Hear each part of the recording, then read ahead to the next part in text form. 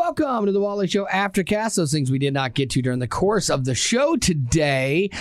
This was a story about Russell Brand. It's kind of a bummer that this is coming out because a few weeks ago we played something where he said something about faith, even though he's not like a believer or anything, but it was like really profound.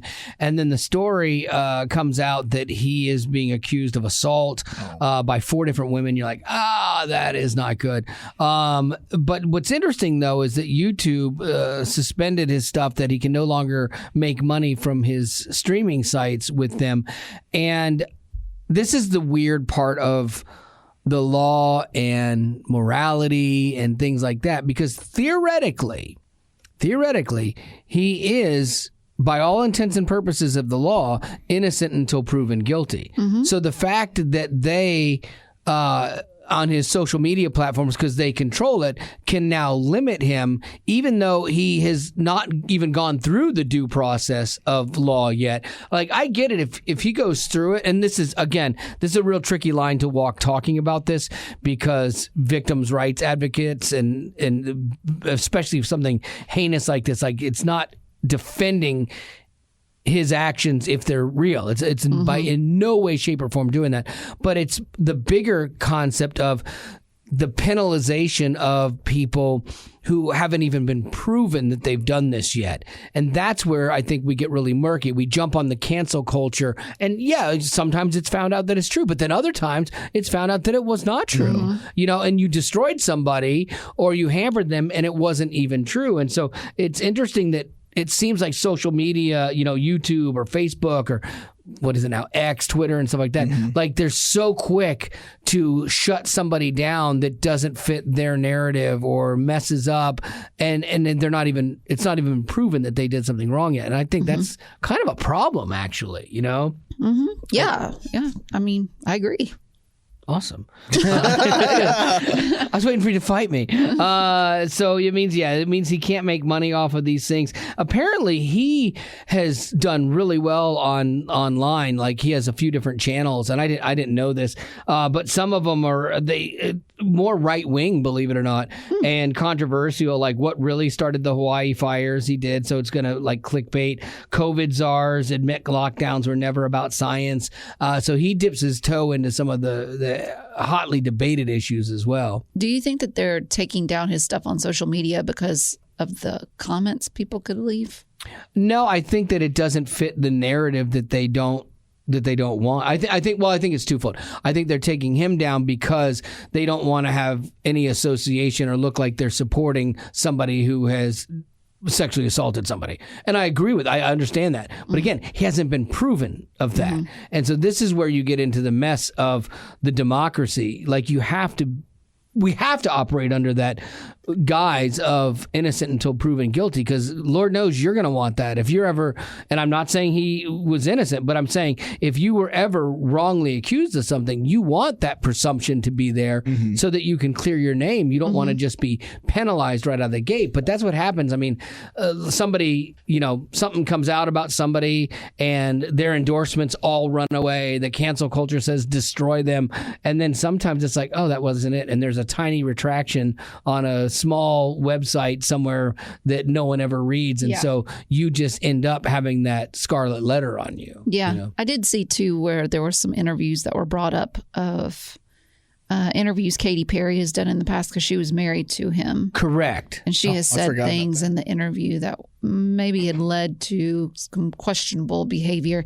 And then Kristen Bell did a movie with him, I think. And did she say something too? She said something too that made people think, now hindsight's 2020. I wonder. Oh. But who knows? Yeah. People could be reading into it. I don't know. Well, yeah, because I know that people were trying to interview Katy Perry because she was married to him. And so like it was like, okay, did you experience anything? Were you ever abused, assaulted, or what have you? And so they're trying to, that for her, I mean, that's her relationship, I think ended like 10 years ago with him or something like that. And so it's crazy. They're like trying to drag her back into it. And I'm sure that that's probably the last thing she wants to do. Well, and I think too, if you were a guy that's in the limelight, it would be easy for as a woman or anyone to take you down. Oh, like absolutely. all you have to do is throw an allegation. Yeah.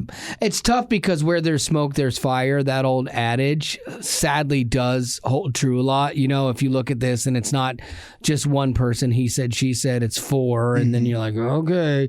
But again, even if it's true, like you still have to be given the innocent until proven guilty. Everybody does. Yeah, you know? Right, but it's not that. It's guilty until proven innocent. That's exactly it. Yeah, the court of, not in the courts, but in the court of public opinion. And that's where everything gets tried today. That's the craziest thing, is that all of our whatever's found out in the court doesn't even matter. It's what happens online on the court of public opinion. That's where you're made or broken. Well, and also speaking of guilty until proven innocent, it's funny how that I can say that for like this situation, but then I'm thinking about like earlier I read the story about this 64-year-old man that was so bad. He was murdered by two teens, 17-year-olds, who stole a vehicle and plowed him down and were filming it and then posted it to the internet. They want to be YouTube famous. They didn't know him from Adam. No. They just saw him on the side of the street. He was riding his bike in the bike lane. And I mean, it's very graphic. You see everything. Betty's been watching this and like reading and diving deep into it like during the show, and it like bothered her. Like it really affected her, and it should. I think the reason it bothers me is because this man he was a respectable citizen. He had just retired as the captain of the police station or whatever. He was 64 years old, about to celebrate his 35th wedding anniversary with his wife and his daughter. And then there's a lot of similarities there. Like my mom is 64, and I think they're about to get on. They might be just past their 35th wedding anniversary. But someone who's minding their own business, and these two did idiots, nothing wrong. Yeah, and that's the kindest the kindest way I can categorize them, to steal a car and to hit an innocent person and then laugh. See, now this as one, they do it. We talk about innocent until proven guilty. This one, you videotaped it. Yeah, to me, that is they're done. guilty. Like, yeah, I have zero compassion for when this. When you see these people and, you hear about, well, there's so much, we're full to capacity in jails and stuff. To me, it's almost like the people that have done wrong are treated with kid gloves. Yeah. And the ones that are the victims, like this 64-year-old man, he'll never get his life back. Like his family will never. This family is forever altered because these two kids, they were teenagers at 17, decided to do something ridiculous and for no reason, just horrific and for no reason. I guess what I'm trying to say is I get frustrated because they say death penalty, but that's nothing. Yeah, it's just a life sentence, right? Because it takes so long, and if they ever get to it, it's really not going to happen. And so we're so careful to treat them fairly. These people that have done wrong, treat them fairly. Be careful. Be kind. The system hurt them. But what about these innocent victims? Right. I mean, he just went out on his bike and got killed. Yeah. And the only reason he was found was because he was wearing an iWatch, and it alerted his wife and his daughter that he had fallen. So they get in their car, and they were the ones to find him on the scene. Yeah. And that is just heartbreaking. And you have not seen this at all on the news. Well, because this is the big rub of this. It's because it was two black kids driving and they hit a white guy. They're not covering it. And I heard somebody say because the pigment doesn't match the narrative. And had it been reversed, if it had been two white kids that went out and ran down a black guy, everyone would know about it. They would be going nuts, and they'd be screaming hate crime, and and they're probably Trump fans, and why do these kids hate black people? It's like, but reversed, it doesn't even make the news. Mm-hmm. No one talks about it, and it's horrific. The only people talking about it, I saw it on Jesse Waters on Fox, and that was it, and it hasn't even been a big thing. But yeah, the amount of reverse racism that exists in this world that people don't want to admit or cop to is staggering as well. Again, anytime there's a white on black crime, it's always hate crime. It's always race based. reversed. But anytime it's reversed, it's race is never even brought up in the story. It would be if they ever did cover this story, they'd be like 2 teens ran over a guy. That's all they would talk about in this scenario. But again, in the other scenario, it would be 2 white teens hate crimed a black man. And it comes down to money. Because, I mean, good news doesn't sell. Right. But what does sell is the drama. Well, what sells, I think it's less about money and it's more about the narrative. There's this, white guilt that's playing into the fact of like the news media and things that they're going to cover and that white people are the problem today and that they're the worst. I know I sound like a crazy racist right now when you say these things, but I think it's very true. I think that there is a narrative that's what they're living into. It's a narrative from the White House. It's a narrative in our society that white people are the problem and we are the racists and we need to change this.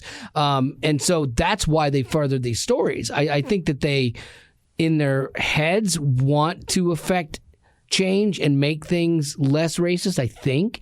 But I think the way that they are approaching it actually does the opposite. Yeah, they're painting like privilege out to be the greater like villain.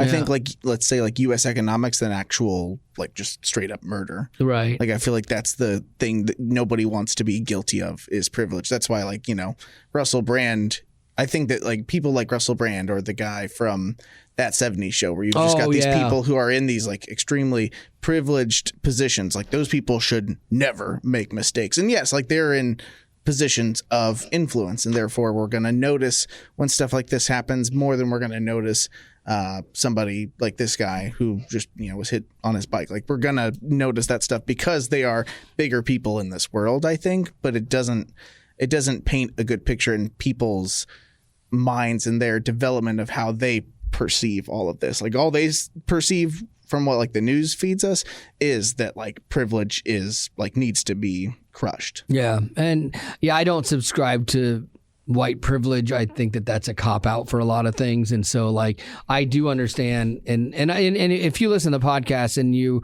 are African American, like I get it. We have very different stories in the way that we have been handled in the history or are currently handled. I get that. I understand that.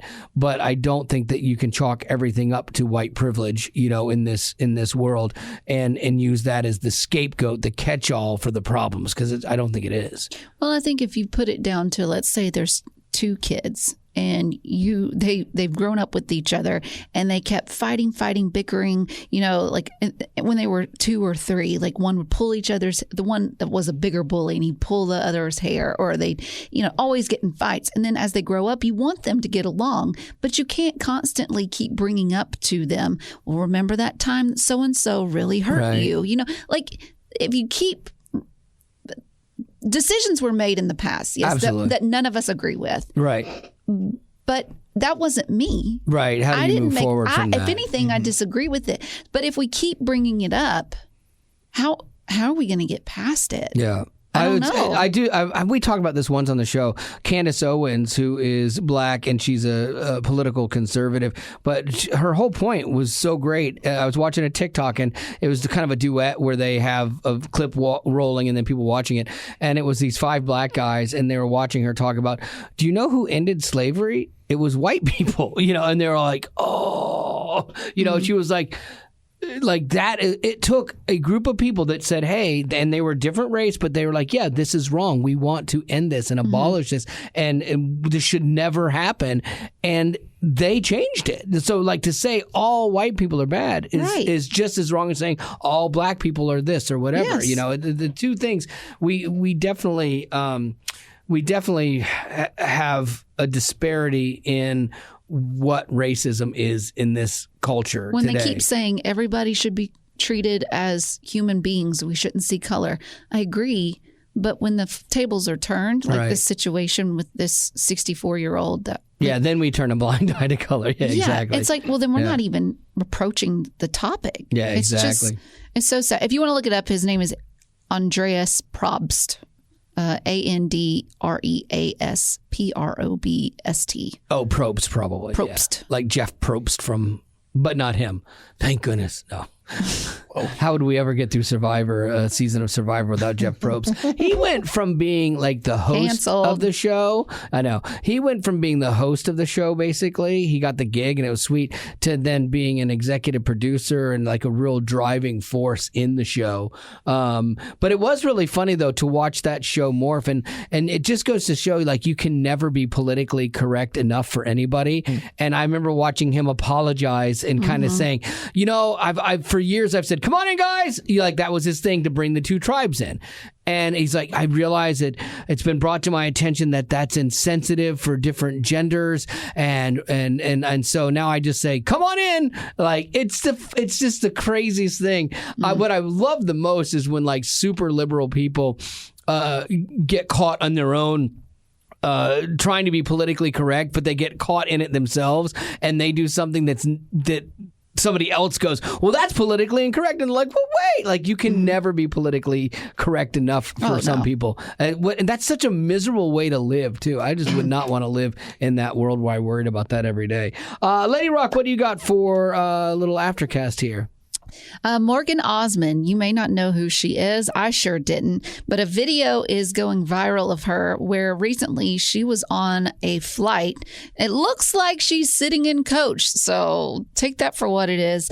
But she's being kicked off of this flight because, and I'm not sure why, but in the video, I can't play audio of it because she is too many just swears. Beep, beep, beep, beep. But her and another passenger are in a knockdown drag out. Like, they're really? not physically hitting one another, but they are verbally throwing words at one another. And so she's getting kicked off this flight. Everyone is seated. They're waiting for this flight to take off, but they can't because now this Morgan Osmon girl needs to get her luggage out from the overhead compartment. Ben, yeah. So she's getting all of this down. She's still throwing words, and people are filming her as she's about to deboard the plane. She turns to one of the cameras, the phones, and she's like, "Are you filming me? Fine. I'm Instagram famous. Film me." And nice. then keep saying all this. So obviously she's full of herself.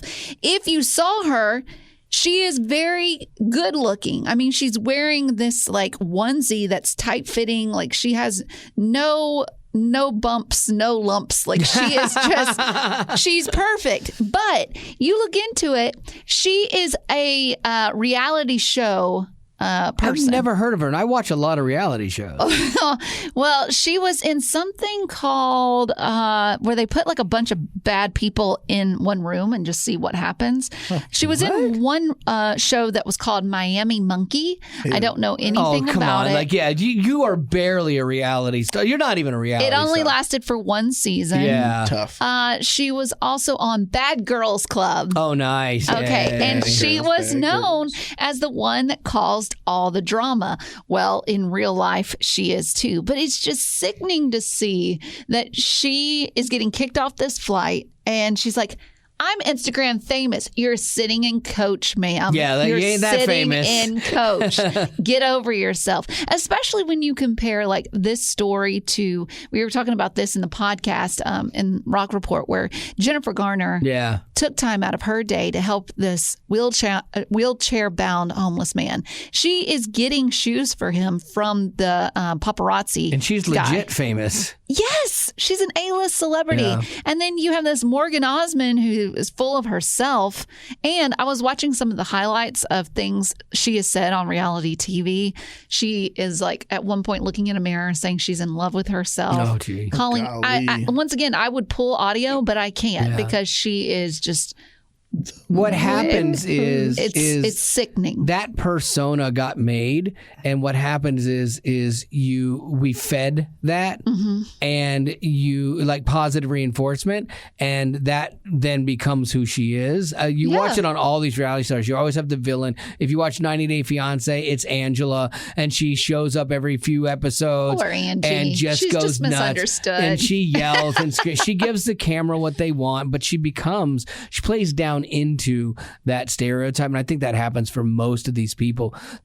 Just by adding a camera to something, you've already altered the reality, because people without a camera might act a little bit differently, sometimes better, and sometimes the camera emboldens them to go off on somebody. And, it's not really truly reality. I've always seen these incidents on planes. And you know how I'm an amateur first responder. Yes. I've always seen the things, and I've always thought in my head, until recently, I thought, you know what? I would actually like to calm that situation down. And I know I would, like, I think, okay, nope. I could make you calm down and we could work this out. I could reason with you. But then the more of these things I see, there's no reasoning with these people. Once they flip that switch, they're so angry they can't They're see. not coming back. Yep. They're blinded by their hate, and it doesn't matter. And if they even know that they're going to hurt themselves in behavior, they don't care at that point. They're all in. So no amount of trying to reason with them is going to work. And I know what would happen is I would start off like, oh my gosh, we need to work this out. Let me help you. Okay, I'm on your side. We just need to get to this place. I would start like that, but then they would turn on you, and then it would be like, all right, fist fight, let's go. Like, I know, and then I would be on the news. Right. You know? They'd be like, local Wave FM radio Christian DJ. That's why I think I'm going to not travel anymore, just to be safe. I mean, I'm just going to stay inside. I'm going to stay in my house. Well, and two, like, you have to think, if you're a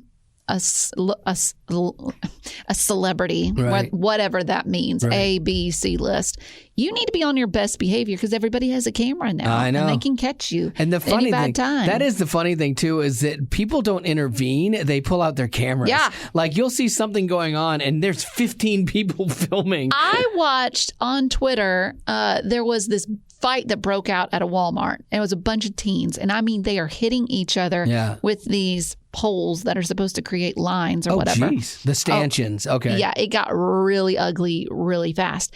There were so many people that were accidentally getting kicked and hit, and they weren't even part of the fight because they were trying to film it. Yeah.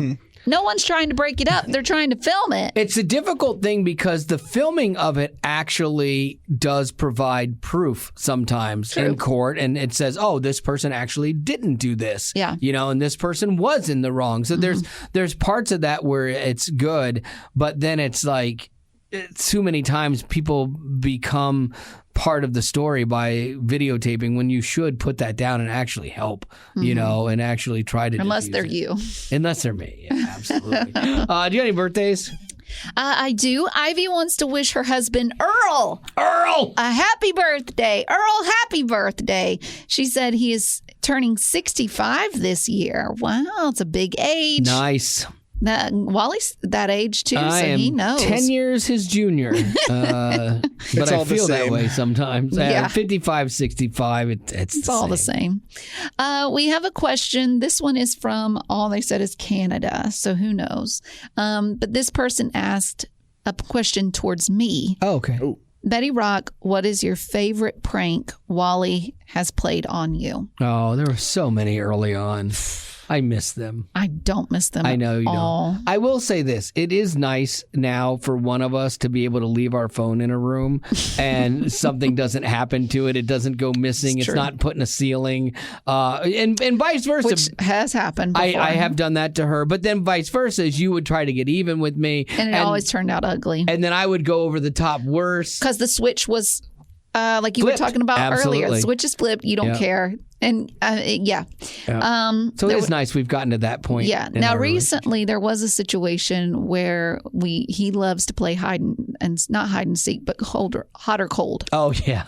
And so he had taken the jug of Milo's sweet tea. Because she went nuts the day before. She was on a complete fact-finding mission to find out what happened because the sweet tea went missing. It was a brand new jug of sweet tea, and that's the one thing I look forward to in the morning. I don't ask for much. Yeah. Just a cup of sweet tea from Milo's, and it was gone. And so I wondered if we had like another cake gate situation, a tea gate. It was a dramatic Turns out it was fine. The guy that was responsible threw it away because the expiration date was passed. And But he's like, it's what else? fine. It's fine. I would be fine. I would Yeah. be a little tummy ill, but I would be fine. Yeah, it tasted fine.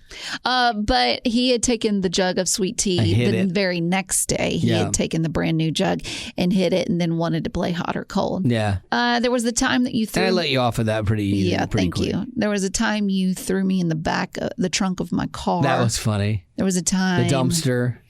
Didn't you take my car and hide it I took your somewhere car one and hid time? it at like Walmart or something. I took it. I my. drove her car away. Mm-hmm. The leaf blower for hurricane preparedness. That was a good one. Yeah. There was just a litany of just normal everyday things. It was kind of like it was definitely weekly, maybe even almost every day or every other day. I don't miss it Yeah. one bit. I couldn't say that I have a favorite Yeah. because I like to forget all of them and try to pretend he's a better person. And like for me, they're all my children. Like I love them all equally, but differently. Interesting. All right, that's going to do it for your Aftercast today. And as always, thanks for being a potty. Growing up in poverty has never been easy for children, but with the added challenges of the pandemic, conflict, and natural disasters, families around the world are facing an unprecedented food crisis. Unfortunately, those who are already hungry are now even more desperate. But by sponsoring a child through compassion, you can help provide life-sustaining essentials such as food and clean water. And with your compassionate support, that child can not only survive, but also flourish. You can find out how and choose a child to sponsor when you click on the compassion banner at wayfm.com.